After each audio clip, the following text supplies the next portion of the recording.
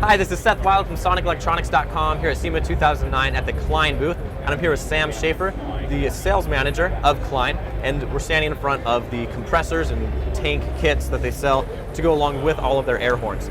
Sam, do you want to tell us more about these? Sure. These are things that power the horns, and we'll start at the bottom here. This is model 6250. This is a great basic setup for all of our compact horns that we talked about earlier. It's a 120 psi compressor with a half-gallon tank. Now with this one, with any horn, you'll get about a 4 or 5 second blast, which with how loud the horns are, that's plenty. And it only takes about 25 seconds to recharge. So it's a quick recharge. The horns are very efficient. It's a great basic startup for a small package. Now if you're looking to go into the bigger train horns, you're going to need something like the 6275, at least 150 psi with a 1 gallon tank. This will provide the extra power that you need to power the bigger train horns. The 1 gallon tank you can hold down for about 7 or 8 seconds, and this compressor is really fast. This also only takes about 25 to 28 seconds to recharge. Okay. Now if you want to go a step further, the 6350 is the full-purpose onboard air system. It's a 100% duty compressor, which means it can run constantly at 100 psi. It doesn't need to rest. It comes with a 2.5 gallon tank that'll, you can hold it down for as long as you want with that. About 12 or 14 seconds before it has to recharge. Oh wow, that's I can't a long think of a time. situation where you would need it for that long.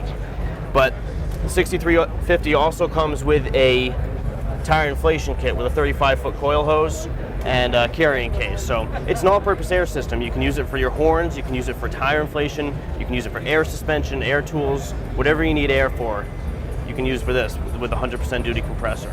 So the larger the tank, I guess the longer you can hold down the horn? Yeah, the general rule is the larger the tank, the longer blast time you have, and the higher the pressure, the louder the horn is going to be. Now when someone's looking for a horn and they get like a smaller air horn, do they typically want to get one of these, or can they also get a large one?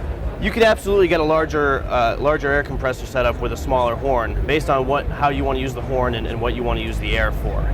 A lot of people will like the smaller horn sound, but they also want auxiliary air. It's going to be a mix. Some people say I just want air for the air horns, but other people say if I'm going to have air in my truck, I might as well have air. Yep. And then on the other hand, with someone with a large train horn, can they run it off a smaller tank and a smaller compressor, or is it much more recommended that they get the big one? It can run off of the smaller ones. We really recommend that you use at least 150 psi for the train horns, because it's a bigger horn and it really gets the full sound with 150 psi. Now the other great thing about this series of compressors, every one of these compressors is a sealed unit, which means it's water and dust resistant. You can mount it on the outside of a vehicle. It can get wet and dirty, and the compressor will be fine. Each of the kits comes with what's called a snorkel, and it's a piece of tubing with a filter cartridge that attaches to the intake of the compressor.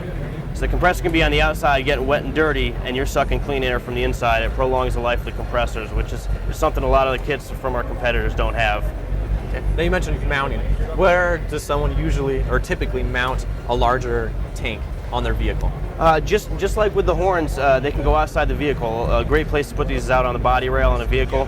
Especially when you're using this, it's easy access. If you put it behind the bumper or out on a body rail, it's easy access to get to the tire inflation kit when you need to air up and when you need to use the air tools. Especially with these, you don't want this inside the cab because they're not very loud, but it's better to have them outside so it doesn't bother you when you're driving. Okay. Is there anything else that we need to know about these compressors and tanks? I think we've just about covered everything. They come with everything you need. They come with the pressure switch, all the fittings you need, safety valve, drain valve, everything you need to put it together is in the package. All right, well thank you very much, Sam. You're welcome. My name is Seth Wilde, and this is SonicElectronics.com.